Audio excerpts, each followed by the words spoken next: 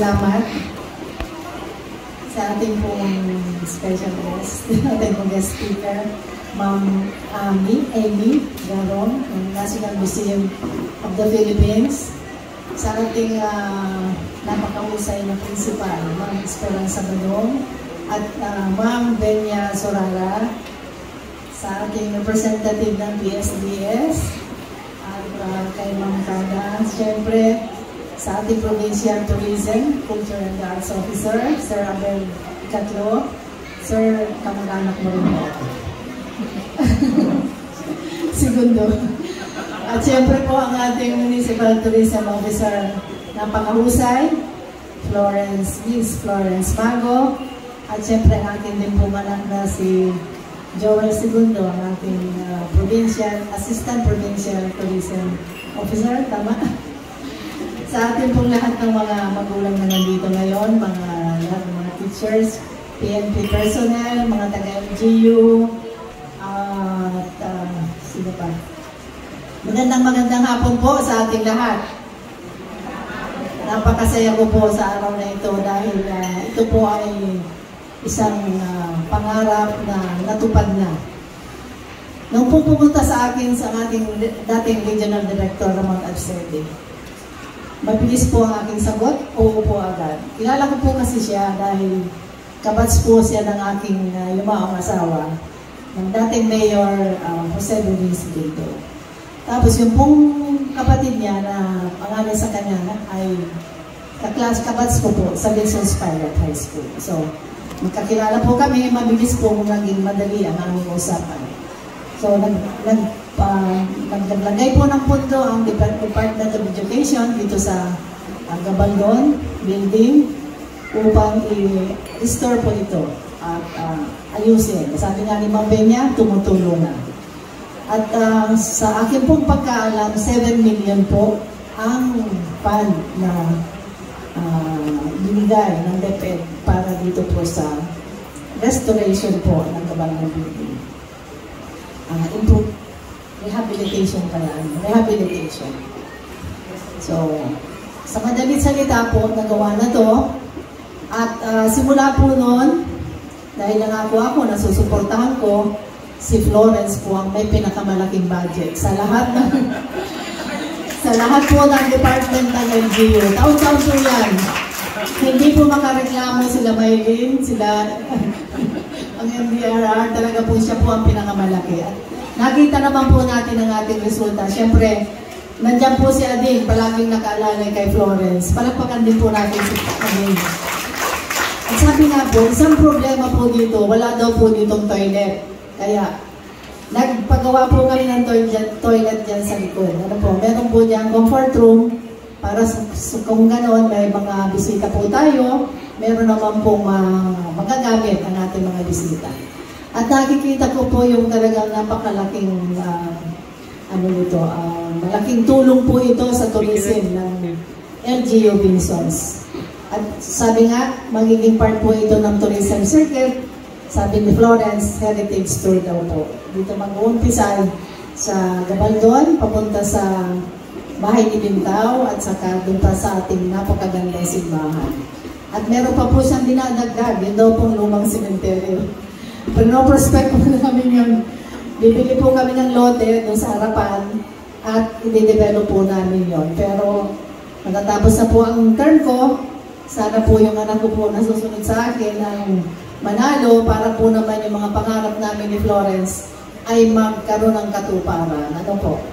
At nakikita ko po yung napakalaking potensyal ng bayan ng Vinsons tungkol dito po sa heritage at dito po sa turismo. At naging bisita nga po natin ang ating Vice President Sara Duterte. Talaga pong gandang-ganda po siya sa Calaguas.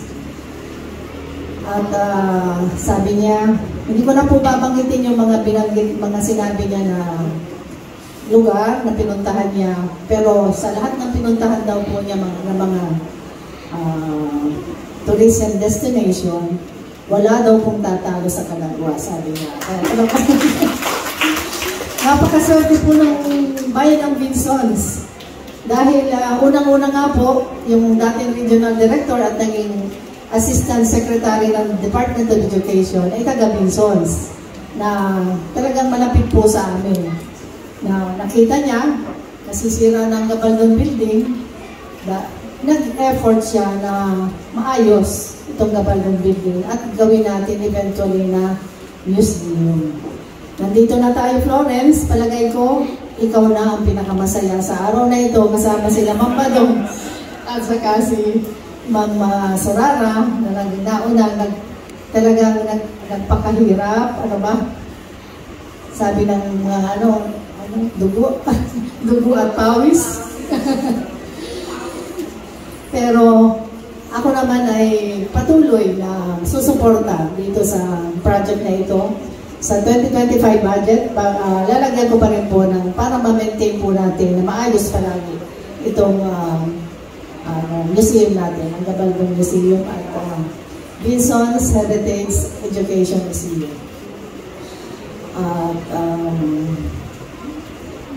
2025 hanggang June 30 na lang po ako, pero ang aking pagmamahal at suporta dito sa bayan ng Binsons ay magpapatuloy. At gagawin ko po lahat ng magagawa ko kahit ako ay isang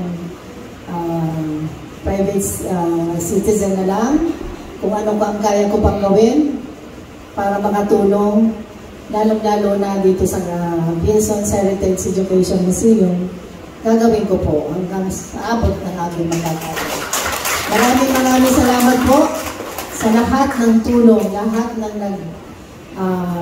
ng pagkahirap, dugo at pawis ang kanilang iniaalay para matuloy po itong Gabaldon Museum. Ang masasabi ko lang, Sir Abel, ay mas maganda ang museum namin kaysa sa museum ng provincial.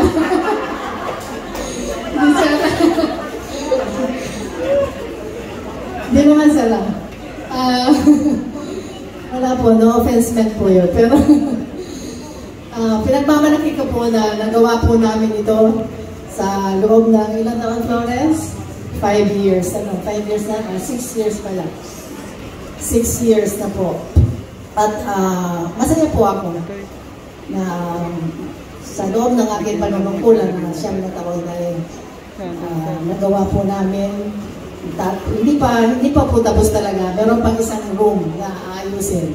Pero bago tapos ang term ko, palagay ko naman, Florence, tapos na yan. Ang aking taus-pusong pasasalamat sa inyo po. Ito po ay collaboration ng lahat ng National Museum of the Philippines, ng LGU, ng Binsons Pilot Elementary School, ng DepEd, at siyempre po ng Provincial Tourism, Culture and Arts Office.